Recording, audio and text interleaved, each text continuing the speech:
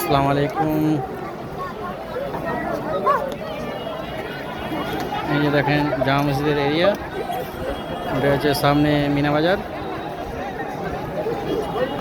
আর এইদিকে সামনে যে দেখা যাচ্ছে লাল কিলা আছে।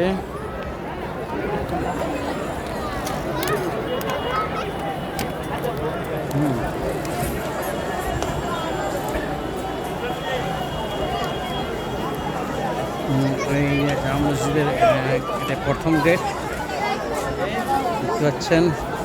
আজ রবিবারের বাজার, সব এসেছে ঘুরতে, অনেক ভিড়। আর এই যে দেখেন ভিতরে সব আসছে, ফটো তুলছে সব বাইরকার।